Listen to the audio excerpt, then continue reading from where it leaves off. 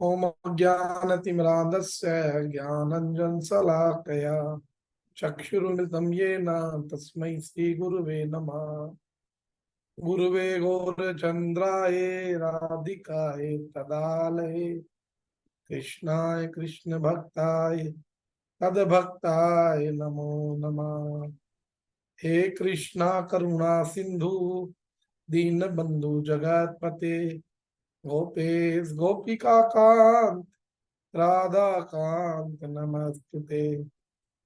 तप्त कांचन गौरांगी राधे वृंदा वनेश्वरी वृषभानुसुते देवी प्रणमामि हरिप्रिये।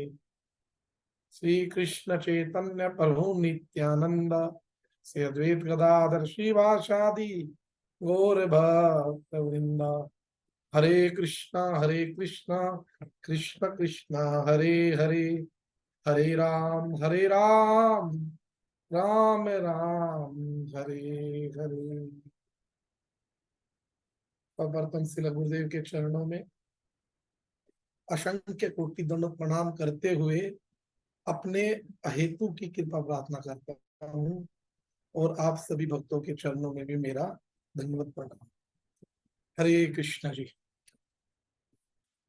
तो आज हम कौन सा श्लोक है आज? 62। हाँ जी 62। 62 नहीं, आज होगा 59।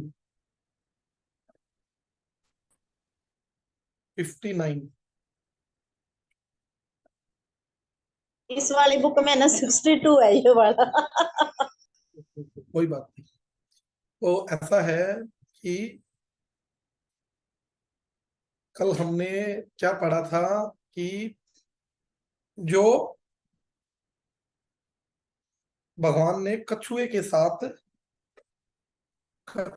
साथ तुलना की थी। जिस प्रकार कछुआ अपने अंगों को संकुचित करके खोल के भीतर ले लेता है, उसी प्रकार मनुष्य अपनी इंद्रियों को इंद्रिय विषय से खींच लेता है तो वो स्थित प्रज्ञ हो जाता है, उसकी बुद्धि स्थिर हो जाती है। ये हमने कल पढ़ा था। हमने अनेकों अनेकों एग्जाम्पल भी दिए थे। इंद्रियों का एग्जाम्पल भी दिया था कि कृष्ण भक्त कैसे इंद्रिया भगवान की सेवा में लगाता है और जो सामान्य व्यक्ति है वो कैसे यूज करता है अपनी इंद्रियों का। ठीक है ना? तो आज भगवान क्या कह रहे हैं? कौन पढ़ेगा इस श्लोक?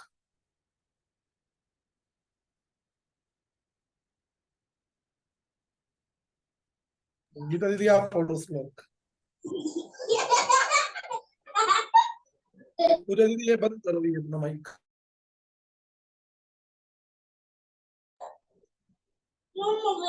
एक मिनट रुक जा।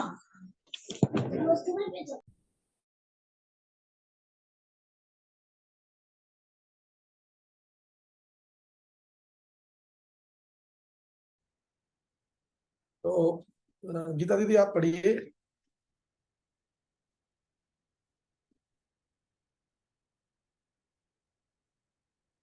हरे कृष्णा। अभी हरे कृष्णा भी हमें पढ़। जी पढ़िए।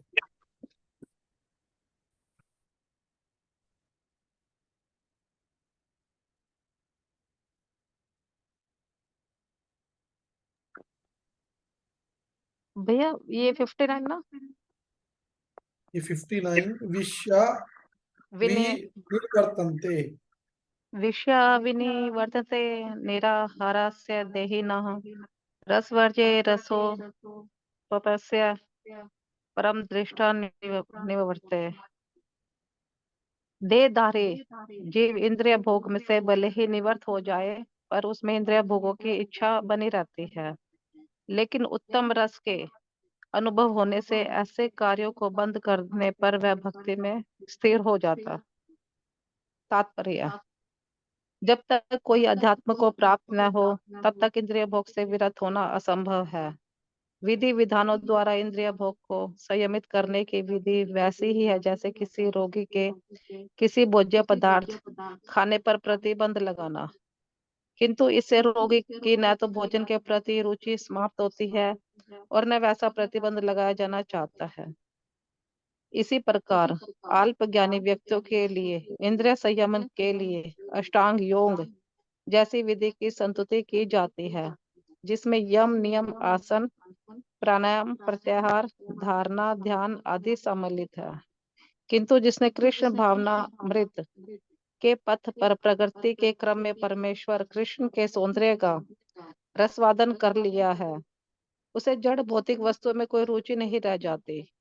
अतः आध्यात्मिक जीवन में ये सारे प्रतिबंध अल्प ज्ञानी नव दीक्षितों के लिए है।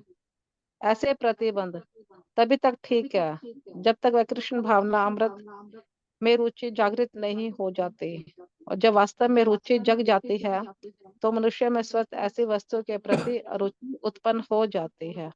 हरे कृष्ण। हरे कृष्ण। देखो कितना अच्छा है श्लोक है। विषया विनिर्वर्तन्ते निराहारस्य देहिना। विषय बोले तो इंद्रिय भोग की वस्तुएं, जो हमारी इंद्रियां हैं, इंद्रियों के विषय भी होती हैं। जैसे आंख है, आंख का विषय क्या है?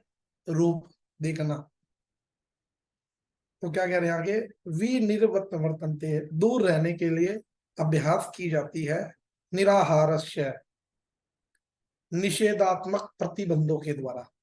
देहिना, देहवान जीव के लिए, शरीरधारी के लिए। रसवर्जन, स्वाद को का त्याग करता है। रस भोगेच्छा अपि यद्यपि अस्य, उसका परम अत्यंत दृष्टा अनुभव होने पर निर्वर्तते, वह समाप्त हो जाता है। तो इसके बारे में क्या कह रहे हैं कि जब अर्जुन ने श्लोक नंबर 54 में 54 में 4 क्वेश्चन पूछे थे, तो उसमें तीसरा प्रश्न क्या था कि स्थिर बुद्धि वाला व्यक्ति किस प्रकार बैठता है। तो हमने जो पिछले श्लोक में पढ़ा कि क्या पढ़ा हमने पिछले श्लोक में कि जिस प्रकार कछुआ संकट काल में अपने अंगों को समेट लेता है, उसी प्रकार स्थिर बुद्धि वाला व्यक्ति भी अपनी इंद्रियों को विषय भोगों से समेट लेता है।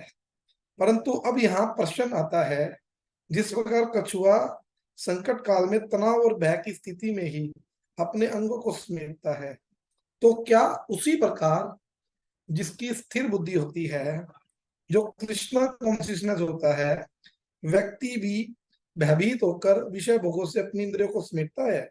तो यहाँ पर भगवान कह रहे हैं ऐसा नहीं है। क्यों नहीं है? स्थिर बुद्धि वाले व्यक्ति के मन में भोगों की इच्छा ही मिट जाती है।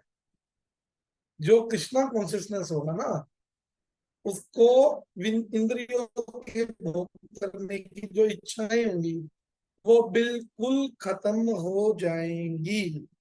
क्यों? अब आप एक बात बताओ मेरे को,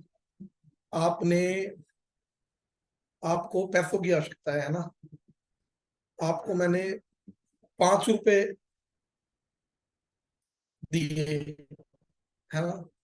तो आप क्या करोगे भाई? अगर किसी ने आपको 10 रुपए दिए तो आप उसके बाद चले जाओगे।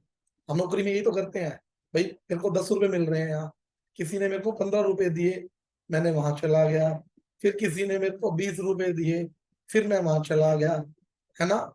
किसी ने 25 दिए, फिर मैं वहां चला गया। लेकिन जाने के बाद जो सबसे ऊंचा रस मिल गया, अर्थात हमारी जो सैलरी है वो इतनी होगी कि हम खुद मालिक बन बैठे, या हमारे पास इतना पैसा होगा बहुत ज्यादा, तो क्या होता है भाई? उसके बाद इच्छा नहीं होती। उसी प्रकार जब आदमी कृष्णा कॉन्शियसनेस हो जाता है तो क्या होता है? जब वो भगवान कृष्ण का दर्शन प्राप्त कर लेता है, अर्थात जब वो उस सच्चिदानंद रूप को, है ना, जब वो आनंद को महसूस करने लग जाता है, तो क्या होगा भाई? जितने भी इंद्रिय तृप्ति भोग की जो जो भोगों से हम सोच रहे हैं हमें आनंद मिल रहा है, वो आनंद उस आनंद के सामने छोटे हैं। अब जिसको ऊपरली वाली चीज मिल गई वो नीचे की तरफ कभी नहीं जाएगा। क्यों जी, गलत तो नहीं ना भाई? अगर आपको मैं कोई सुपीरियर वस्तु दे दूं तो आप उससे कम वाली वस्तु लोगे? नहीं। नहीं, नहीं लोगे, है ना?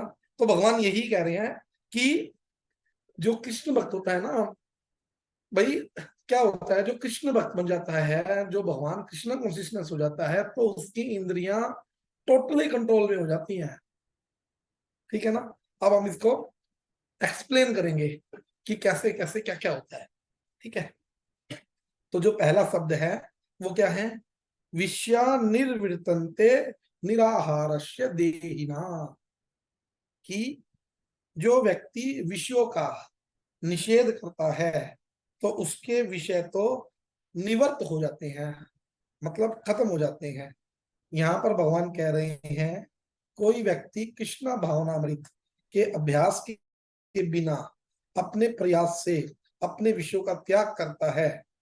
अगर आप कृष्ण भक्त नहीं हो और आप वैसे ही अपने इंद्रियों को कंट्रोल करना चाह रहे हो तो वो कुछ समय के लिए तो कंट्रोल हो जाएंगे, उसके विषय दूर हो जाएंगे।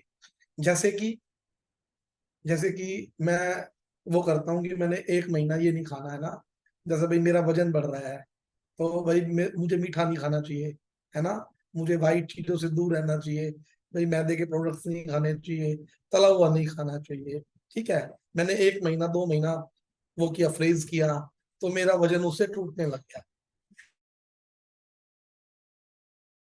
2 महीने तो मैंने अपने आप को मार लिया, लेकिन तीसरे महीने फिर मैंने खाना स्टार्ट कर दिया, तो क्या होगा? फिर मेरा वजन दोबारा बढ़ना शुरू हो जाएगा। मैं तो मतलब हमने कंट्रोल करने की सोची तो सही किसी प्रयास से, लेकिन हम ज्यादा दिन उसको कंट्रोल नहीं कर पाए। ठीक है ना? तो यहाँ क्या कह रहे हैं कि यहाँ जो निराहार शब्द यूज हुआ है उसके दो अर्थ हैं। निराहार का मतलब होता है जो व्यक्ति जो भोजन नहीं करता है उसको निराहार कहते हैं। लेकिन ऐसा तो संभव नहीं है कि कोई व्यक्ति भोजन को पूरी तरह से त्याग दे। अब हम क्या कहते हैं ना कि भी वो जी हमने तो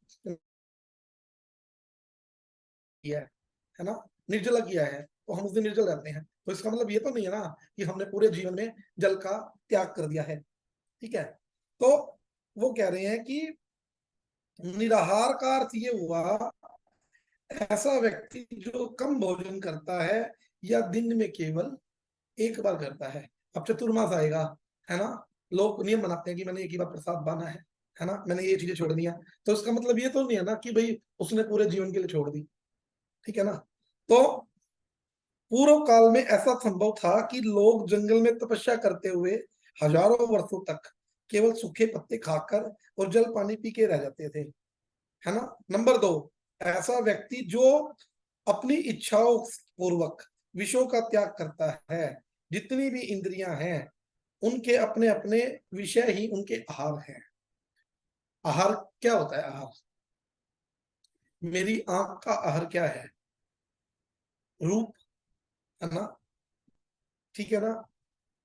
तो इस प्रकार निराहार का अर्थ हुआ कि ऐसा व्यक्ति जो नेत्रों के द्वारा सुंदर रूप का दर्शन नहीं करता, कानों के द्वारा मधुर संगीत या वाणी को नहीं सुनता, त्वचा के द्वारा कोमल या शीतल स्पर्श नहीं करता, नाक के द्वारा सुगंध ग्रहण नहीं करता और जीवा के द्वारा स्वादिष्ट भोजन नहीं ग्रहण करता। तो निराहार शब्द की दूसरी व्याख्या में ही पहली व्याख्या भी शामिल हो गई कि भाई जो जो जो जो थोड़ा कर रहा है और जो अपनी स्वेच्छा से त्याग कर रहा है, तो ये दोनों के दोनों जो डेफिनेशंस हैं इसके एक ही के अंदर आ गई। ठीक है, तो क्या कह रहे हैं आगे? आगे कह रहे हैं कि यह बात भी सच है, अगर हम कम भोजन खाएं तो हमारी इंद्रियां स्थिर पड़ जाती हैं तथा इस प्रकार हमारे जो हम जो विषय की भोगने की जो हमारे अंदर शक्ति है वो भी कम हो जाती है। अक्सर देखा गया है बुढ़ापे में व्यक्ति के भोजन की मात्रा कम हो जाती है और वो उसके अंदर भोगों की शक्ति कम हो जाती है और ऐसा हमेशा देखा गया है, अगर हम अधिक भोजन खाएंगे तो अधिक विषय को भोगने की इच्छा भी अधिक होगी। क्योंकि रूप गोस्वामी जी ने जो 6 वेग बताए हैं, उसमें वेग कौन सा है? उदरोपस्थ वेगम। उदर मतलब पेट का वेग, कि हम ज्यादा खाते हैं, है ना। उदर वेग को जब संतुष्ट किया जाता है तो जो जनेंद्रियों का वेग है, जो छठा वेग है उपस्थ वेग, है ना, वो वेग व्यक्ति को अशांत करता है और ब्रह्मचर्य का पालन करने के लिए अत्याहार विशेष रूप से बाधक होता है। अगर हम ज्यादा खाएंगे तो हमारे अंदर जनेंद्रियों का वेग ज्यादा रहेगा, है ना। जैसे हम लोग ओनियन गार्लिक हैं, हम लोग कहते हैं ना कि तामसिक भोजन है, अगर हम इसका प्रयोग करते हैं तो क्या होता है, हमारे अंदर भी तो तामसिक गुण आते हैं ना, तामसिक प्रवृत्ति आती है। हम लोग तीखे, विषैले, है ना, खट्टे, है ना, ज्यादा मसालेदार खाते हैं, तो हमारे अंदर क्या आता है? राजसिक चीजें आती है। तो कम खाने से क्या होगा? कम खाने से क्या होगा? हमारी इंद्रियां कम काम करेंगी।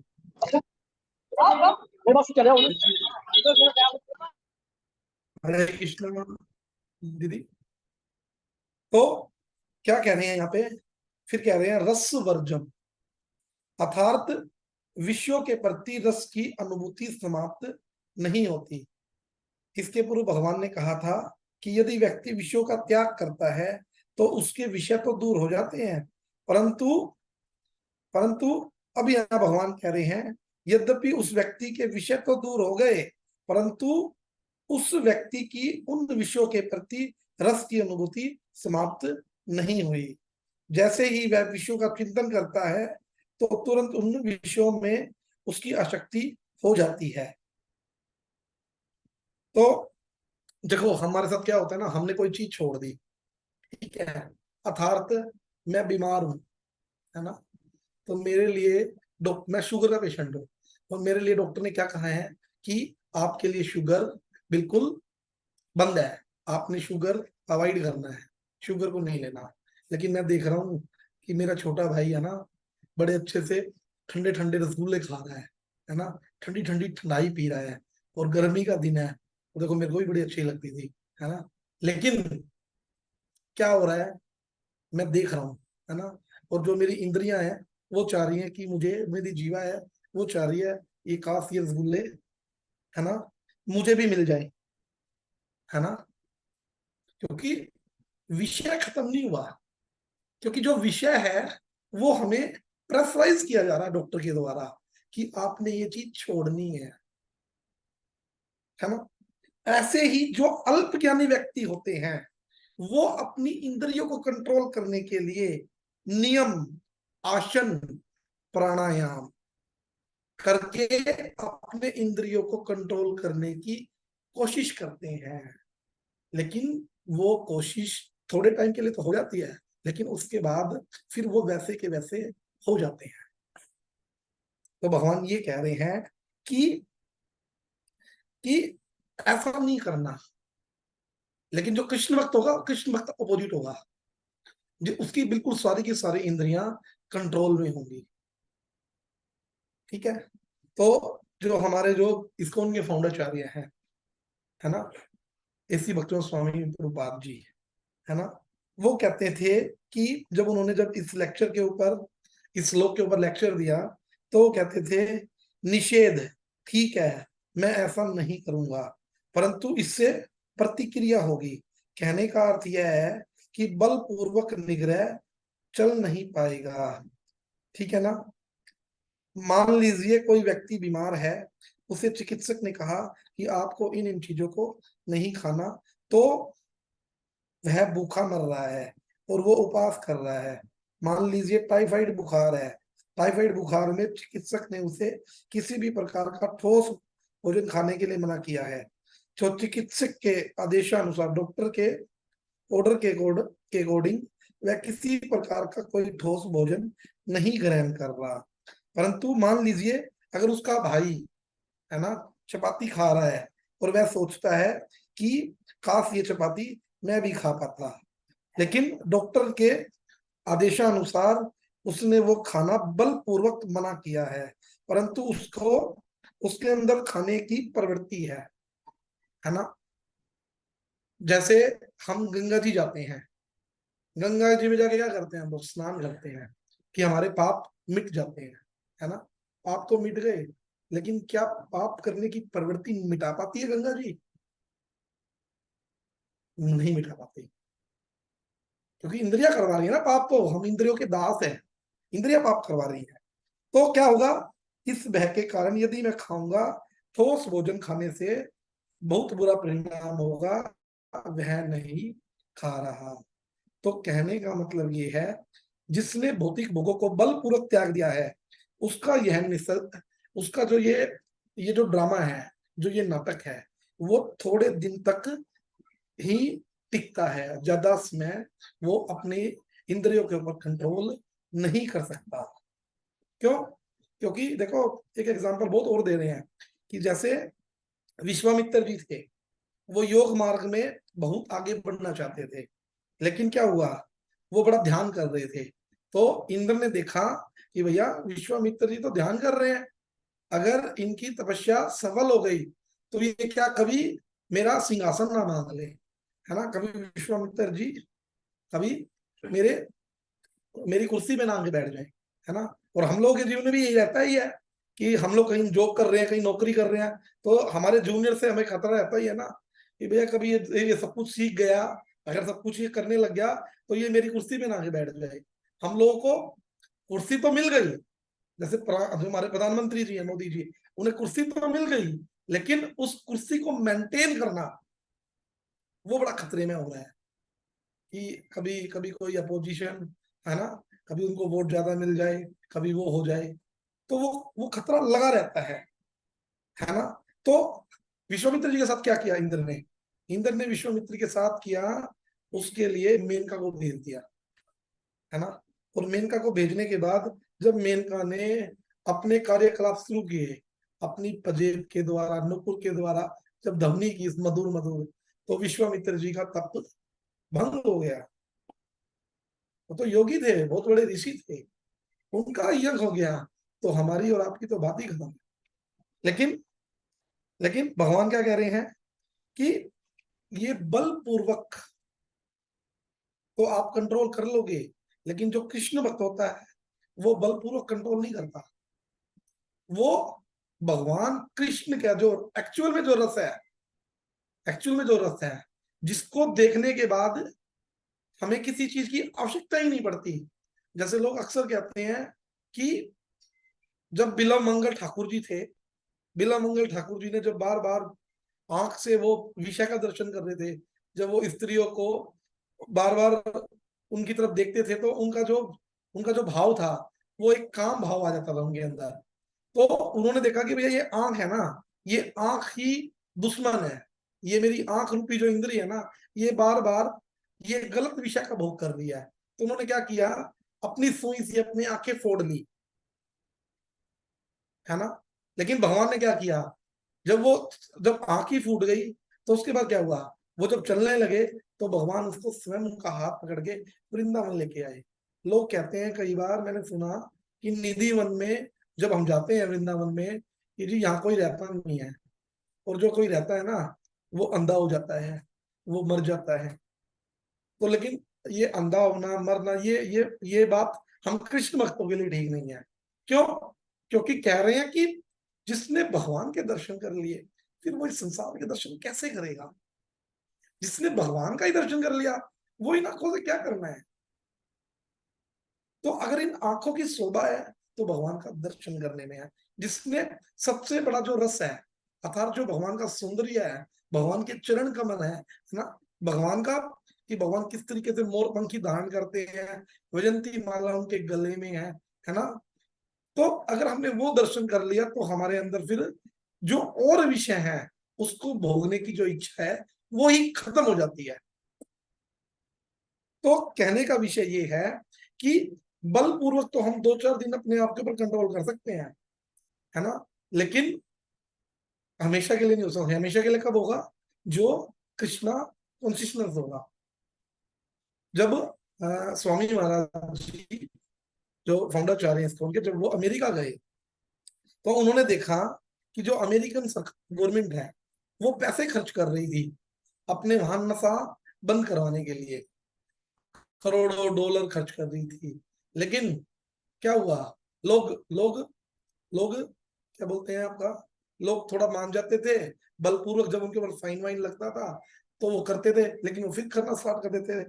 तो उन्होंने क्या किया, जो एसी स्वामी महाराज थे, उन्होंने क्या किया, कहता है कि उन्होंने कहा ये हरे कृष्ण आंदोलन चलाया ना, तो कहता है ये ऐसा नशा है कि भैया ये तो तुम ड्रिंक कर रहे हो, तुम जो दारू पी रहे हो, जो तुम क्या कर रहे हो, स्मोकिंग कर रहे हो, इससे तुम्हें इसे बार बार करना पड़ता है।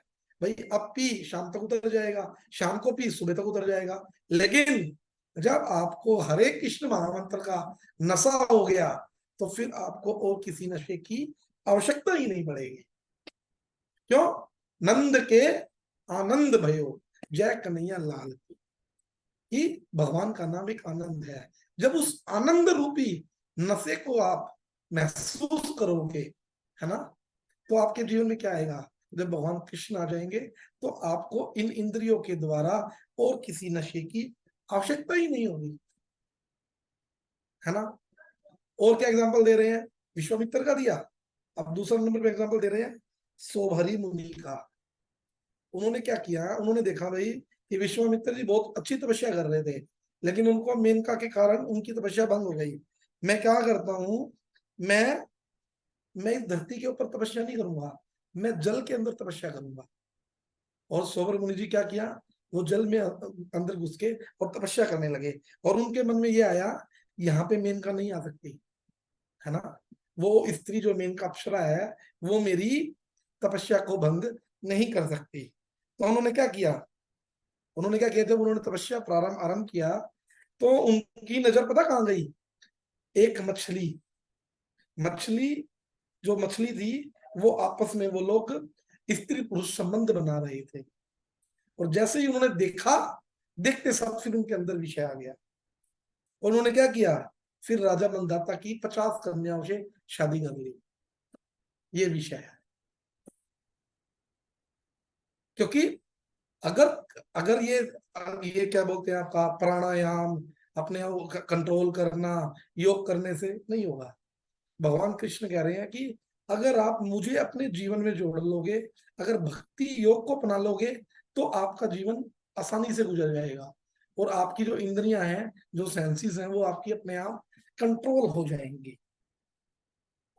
तो ये बड़ा, लेकिन ये कंट्रोल कब होंगी, परमेश्वर का दर्शन होने पर उसका भौतिक विषयों के प्रति रस समाप्त हो जाता है।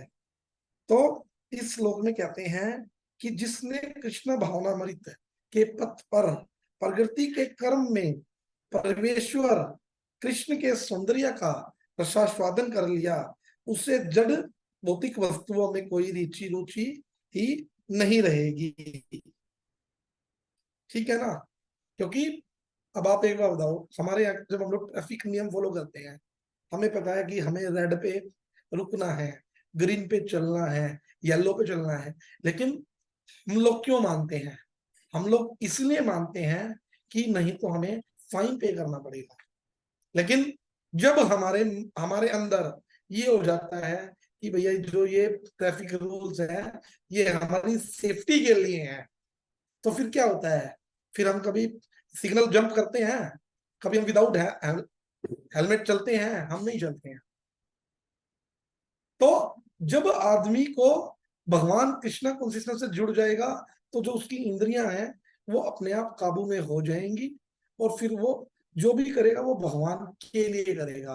क्योंकि देखो, आंख से देखेगा भगवान के दर्शन करेगा, कान से सुनेगा कृष्ण कथा सुनेगा, है ना, मुंह से बोलेगा कृष्ण कथा बोलेगा, नाक से सूंघेगा तो वो भगवान के पुष्प पुष्प करेगा, अगर वो टच करेगा तो क्या करेगा, भगवान कृष्ण के संतों के जो वैष्णव है ना, वैष्णव के चरणों को छुएगा, भगवान के चरणों को छुएगा, है ना, चरण को माथे पे लगाएगा, है ना, अगर पैरों से जाएगा तो वो भगवान के धाम जाएगा। ये कब होगा, ये जब होगा जब आदमी कृष्णा कॉन्शियसनेस हो जाएगा। और कहते हैं कि सबसे पहले क्या होता है, सबसे पहले आदमी के जीवन में श्रद्धा आती है। हमारे जो रूप गोस्वामी है वो भक्ति रसायन सिंधु बिंदु में कहते हैं कि सबसे पहले श्रद्धा आती है, कि सर्वप्रथम व्यक्ति के मन में शास्त्रों के प्रति श्रद्धा उत्पन्न होगी और व्यक्ति सोचेगा कि ये जो गीता और भागवत है ना, जो ये ग्रंथ है, ये किसी सामान्य व्यक्ति के द्वारा नहीं लिखे गए।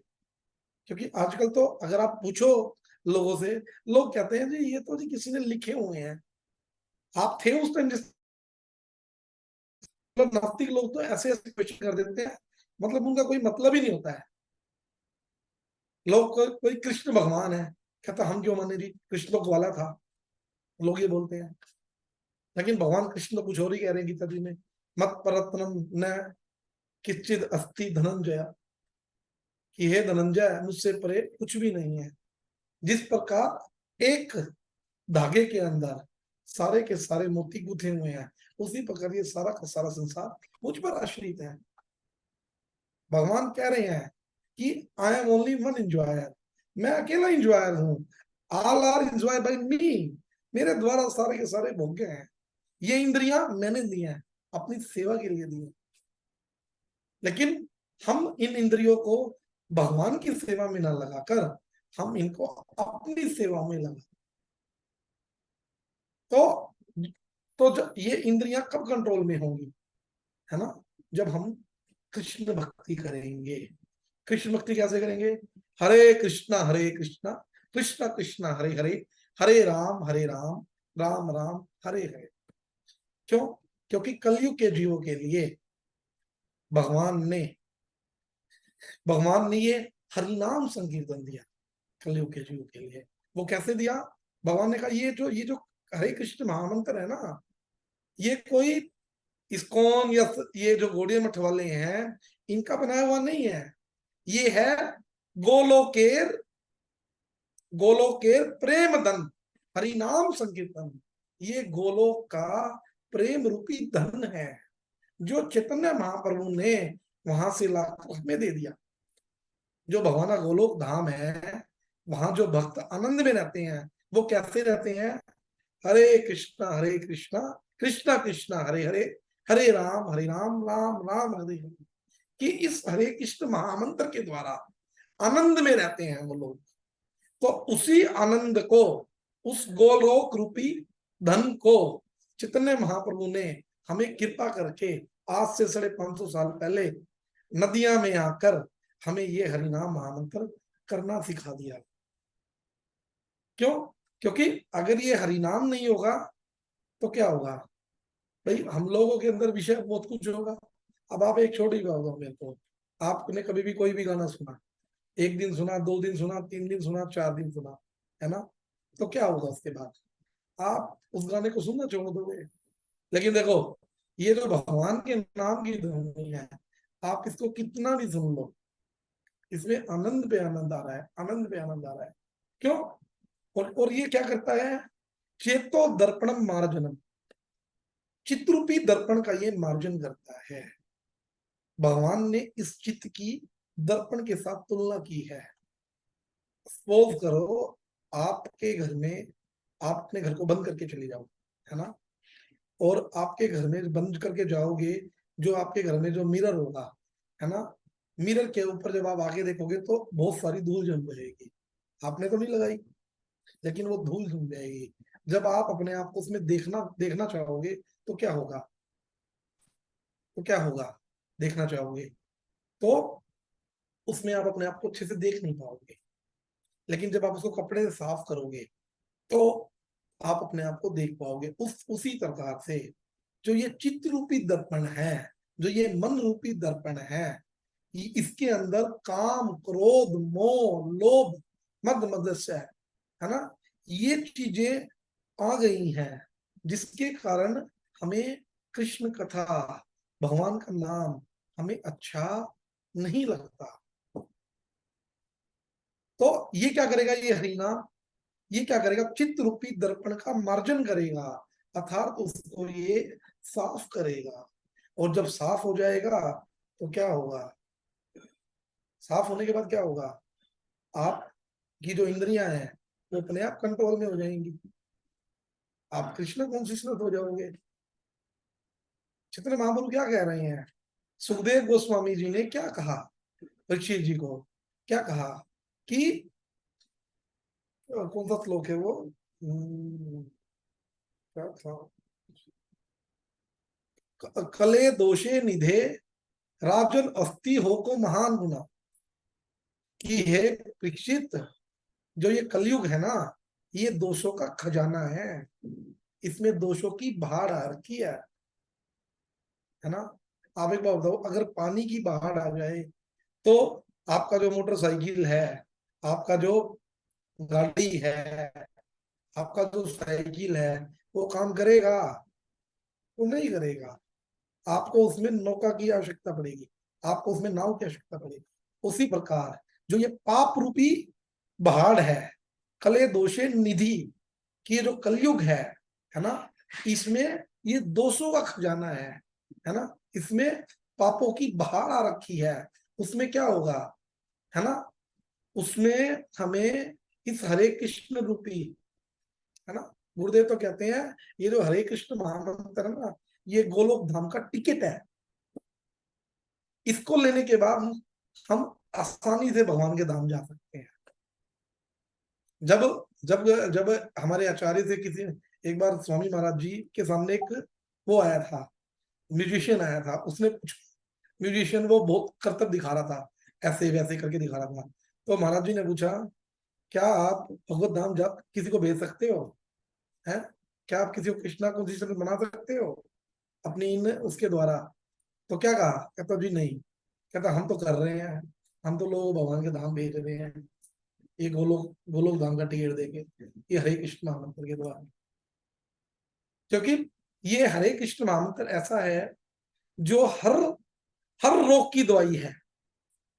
ये अभी ये क्लास वो हो जाएगी, आपने दोबारा लिंक पे क्लिक करके दोबारा ज्वाइन कर लेना है। 1 मिनट के बाद ये करना है।